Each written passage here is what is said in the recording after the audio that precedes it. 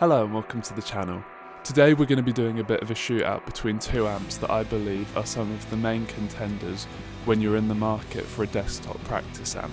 Those being the Yamaha THR10 and the Positive Grid Spark.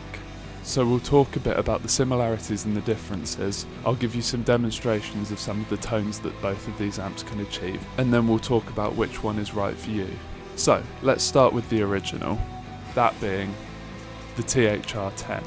So the Yamaha THR series really was the first of the desktop practice amps. The one I have here is the THR10, which is a 10 watt version. There's also the THR5 and there is a 30 watt THR as well. So the one we're looking at here today is the 10, and these can be picked up for sort of high 200s and obviously can be picked up cheaper second hand. But for this comparison with the Spark, they're a comparable price. So let's have a look at the features of the THR10. So looking along the top panel, you've got 5 user presets that can be saved. You've got a rotary knob which controls the different voicings, which we'll get into in a minute. You've then got gain, master, bass, middle and treble controls, 2 knobs which control the effects on the top of the amp, something that the Spark relies more heavily on the app for, and then you've got separate controls for the guitar and audio output.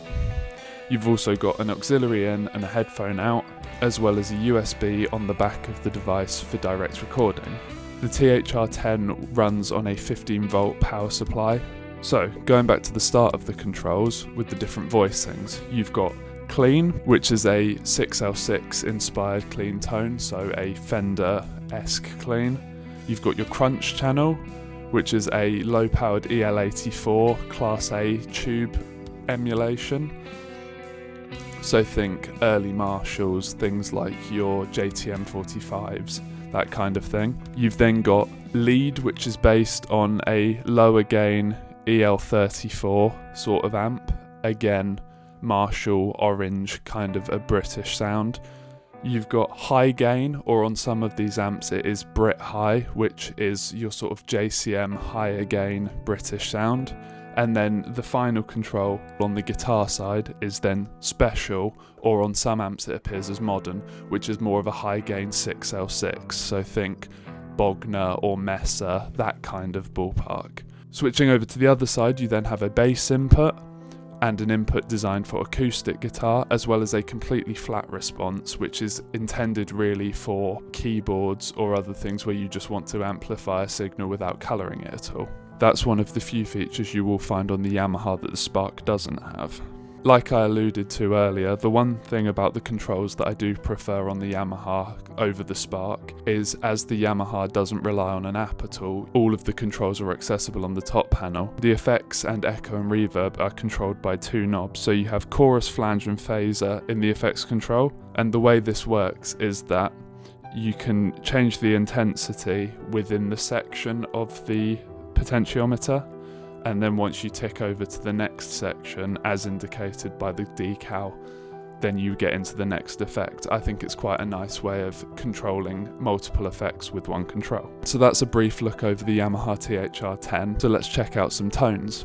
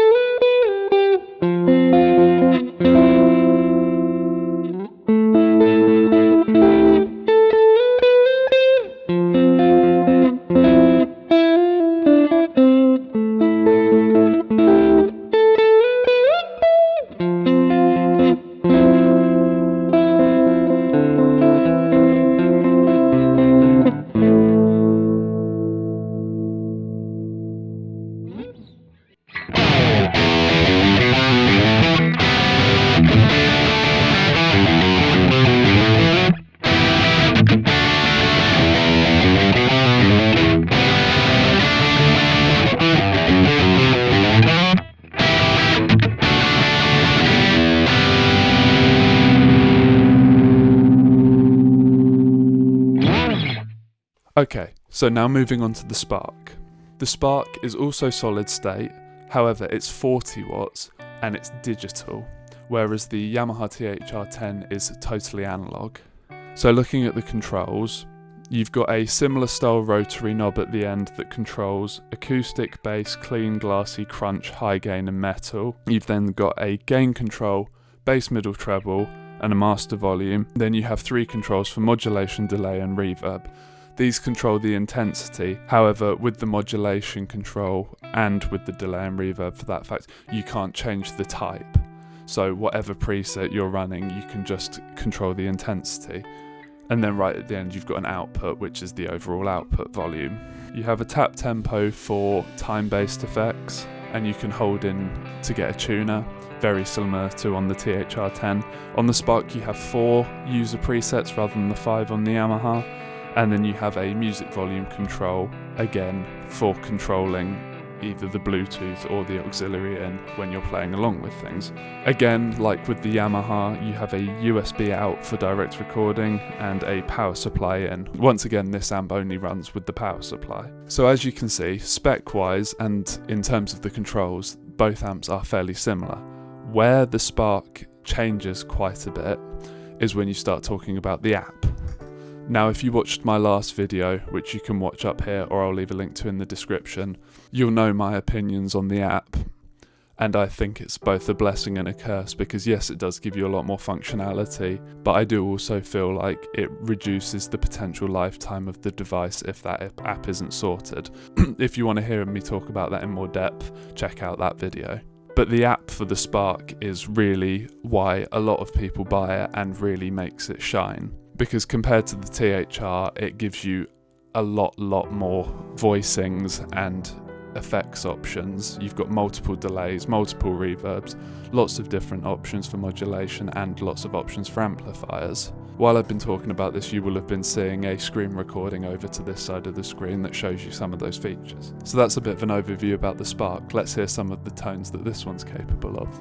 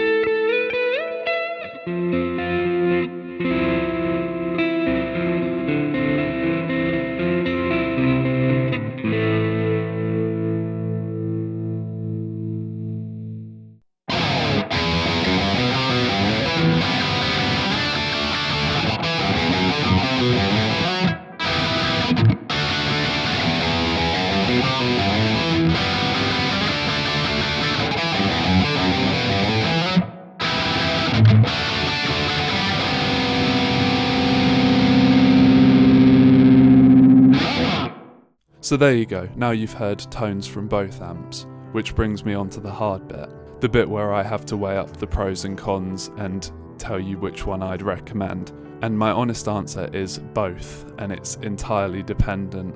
I'm sorry if you came here looking for solid buying advice and a definitive answer, but I can't give you one because both of these little amps in their own right are absolutely fantastic. I think the THR, especially for its time, set the standard for these little amps extremely high. The Spark has taken that platform and used more modern technology to also bring itself to a very high standard. So I guess the question really is, what sort of player is each of these amps right for? Now I think for your average person, either of these amps will do a fantastic job. I would be inclined to say that the THR, to start with, let's get it out the way, if you're a bit more of a boomer and you're not as tech savvy, then the THR is definitely the amp for you, not having to deal with the app. I think also if you're someone like me who's a bit more conscious of things becoming outdated and feel that it's quite a lot of money to spend on an amplifier that could potentially lose some of its functionality, then the THR is the way for you to go as well. Also, if you're looking for something analog or that's just a bit more light and transportable, then THR is the way to go. And I would suggest that if you're in that market, maybe even consider the THR5, because that takes transportability to a whole new level with it being battery powered. Obviously, Positive Grid have their versions of the more small portable ones as well. Now, the Spark I have recommended to several people. I think for a beginner and someone that's new to guitar and doesn't really know gear or specifically what sort of gear they want or are into, then it's a great option because it gives you a wide range of different options for you to experiment with and find what you like. On pure options alone, the Spark definitely wins over the Yamaha. I think for the average player, unless you do fit into one of those categories that I mentioned previously when talking about who should buy the THR, then I think the Spark would be the way to go for you. But like I've already said several times, I think it's incredibly hard to go wrong with either of these amps because they are both exceptionally good. The reason I do say that the Spark is the way to go for the average person, I think really comes down to the price, because in terms of features and stuff, yes, the Spark does outperform, but the Yamaha is slightly cheaper. But for me personally, that small differential in price isn't enough for the extra features that the Spark does give you. I think if Yamaha brought the price down by a bit more, then there would definitely be more of an argument to go for the THR.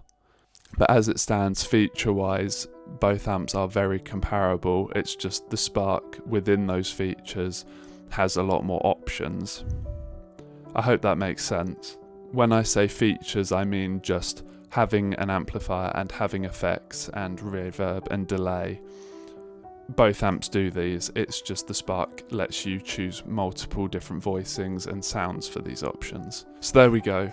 I'm sure you can tell that this has been quite a challenging video for me to make, because I do genuinely really like both of these amps and it is so hard to split the difference between them. I'm sorry if you came here looking for a definitive answer on which one to buy, because I haven't given you that, but I hope it does still give you some help towards making your mind up.